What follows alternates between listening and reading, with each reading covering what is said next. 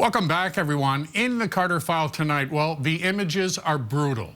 Peaceful protesters being tear gassed and injured by police in the middle of the anti-racism demonstrations that are sweeping the U.S. The issues have gone far beyond American cities, however, to other countries, including Canada, including Newfoundland and Labrador. Kerri Claire Neil is a social activist who is outspoken on the issue, and she's taken some heat for it after a post on Twitter that featured a burning police car. Kerri Claire Neil joins me now. Ms. Claire Neil, by way of explanation, and thank you so much for being with us today. We do appreciate it. What were you trying to say with that post? Thanks for having me, Glenn. I guess I was trying to spark a conversation about the role of the police in our society and you know what alternatives we can make. I know that my post was rather inflammatory, but I didn't mean to incite any hatred or violence as I've been accused of.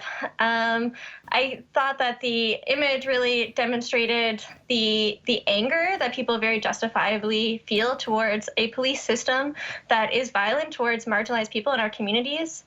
But there are also a lot of beautiful flowers in the post, which to me demonstrated the beauty that could come with creating a system where people feel cared for and safe.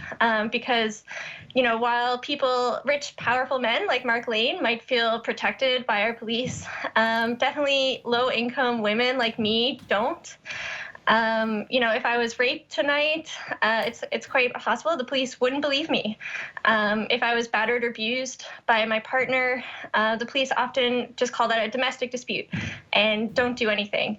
I think there is an important conversation to be had about what role the police is really serving in our community and whether they're really protecting everybody, because I don't feel protected. All right, and you are right. There is an incredible conversation which is now beginning on this. Defunding police, it is an emotionally charged issue on both sides. What is the biggest misconception do you believe that people have about defunding police departments? I think people get really scared at the idea at first, but I'm not saying that, we're just gonna get rid of the police and have no alternatives.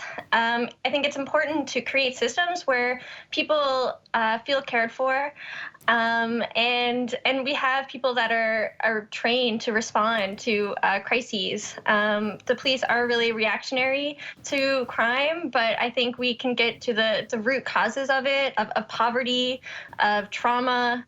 I heard a story about a woman who called the mental health crisis line and was going to take her life. And six armed police officers with guns came to her house and pushed her down on the ground and arrested her and brought her to the Waterford Hospital. Those are not the kind of stories that we want to hear. When people are in crisis, we should have trained crisis responders. And I think the police are expected to do everything, and I don't think that they are the best public servants to be doing these kind of jobs. So obviously you believe that this kind of conversation deserves to happen in Newfoundland and Labrador as much as anywhere else? Definitely. I remember when Constable Joe Smythe went into Don Dunphy's house because a tweet was misconstrued, and he was, Don Dunphy was shot dead in his armchair. I don't think, that was an appropriate response to that situation. I also remember when Carl Douglas Snellgrove was accused of taking a woman home from George Street and raping her in her house. I don't think that, we are immune to police violence. And not to mention, when the Labrador Land Protectors protested Muskrat Falls and the way that they were handled by the police. We can all agree now that Muskrat Falls was a horrible project. But because there was an injunction, the police were allowed to go in and assault and imprison these protesters. So I think there is an important conversation here to be had about whether the police are protecting the communities or whether they're protecting, rich people and their properties. There is a lot of polarization, and as I said, it is an emotionally charged issue. How do you begin the discussion now? How do you wipe away those misconceptions which you were speaking about earlier, to even begin the discussion that you believe needs to happen in this province? Yeah, I think there is a need for more conversation about these issues. I think I'm not an expert. I just made a tweet. Yeah. I was really inspired by the Black Lives Matter movement, and have taken time to research what it looks like to abolish the police and the prison, and how we can build more systems of community care. But I think it's important to hear from organizations like the Safe Harbor Outreach Program, or the St. John Steadist Women's Center, or all these other organizations that are actually doing the groundwork of protecting people where the police and our political criminal justice system are failing them. Kerri Claire Neil, clearly the conversation has already begun. I want to thank you so much for joining us tonight, and all the best. Thank you, Glenn.